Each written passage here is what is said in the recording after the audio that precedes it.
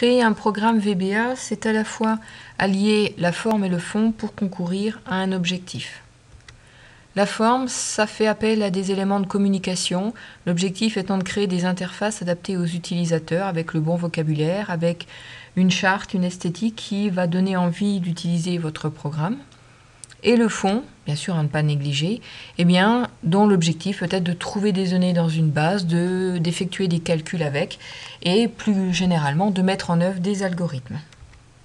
Les critères pour juger de la qualité d'un programme, ça va être l'efficacité, l'ergonomie, la fiabilité et la satisfaction de l'utilisateur.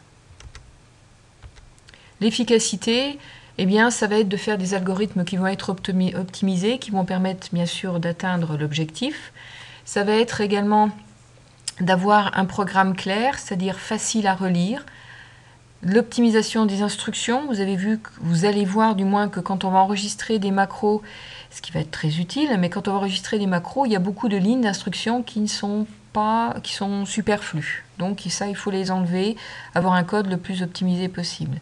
Vous devrez systématiquement déclarer toutes vos variables et ne pas hésiter à mettre énormément de commentaires pour vous, d'une semaine à l'autre, d'un mois à l'autre, pour pouvoir revenir facilement dans votre programme, mais également lorsque une tierce personne va vouloir rentrer dans votre programme. Donc les commentaires vont aider à la clarté du programme. L'ergonomie, il faut que les interfaces soient claires, que les conventions, la logique de lecture par exemple, depuis en haut à gauche jusqu'en bas à droite, ce soit respecté. Peu de clics et une structure simple de navigation dans le logiciel. La fiabilité, vous devez blinder votre programme, c'est-à-dire prévoir les erreurs, éviter que si l'utilisateur doit saisir un texte, qu'il saisisse un nombre et vice-versa.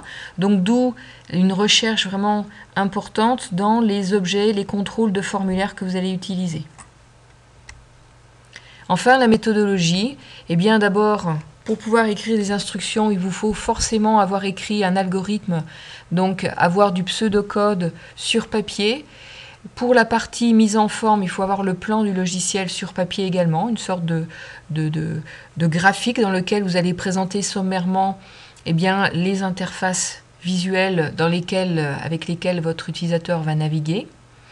Déclarer vos variables, avoir une cartographie claire des noms de variables et des types. Donc mettre en œuvre les algorithmes, donc au travers des boucles, des différents tests. Et avoir une structure de programme la plus simple possible. Un bout de programme, ça peut être une fonction que vous allez placer dans une macro. Donc il faut que votre algorithme, votre programme au complet soit une composition d'algorithmes élémentaires. Sachant que plus c'est élémentaire, plus c'est facile à débugger. Et ensuite, votre programme, ce sera l'assemblage de l'ensemble de ces macros, de ces fonctions. Pour débugger, il faut bien sûr exécuter le programme. Vous connaissez le fonctionnement attendu, c'est vous qui avez écrit l'algorithme, le plan du logiciel sur le papier. Et vous avez ce que vous obtenez réellement. Avec l'outil de débugage, vous pouvez voir le point de rupture, c'est-à-dire là où le fonctionnement attendu ne correspond plus à celui qui est réellement obtenu.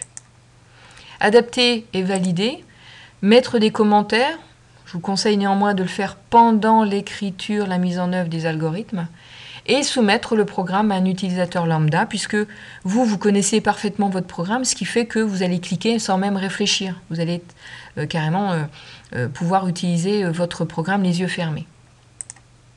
Et pour trouver les instructions adéquates, vous avez bien sûr à votre disposition l'aide du VBA, les pages à la fois d'Excel et de VBA sur Arch, les exemples, et vous pouvez bien sûr enregistrer les macros pour trouver les instructions qui vont bien, les manipulations, on va dire plus ou moins simples d'Excel.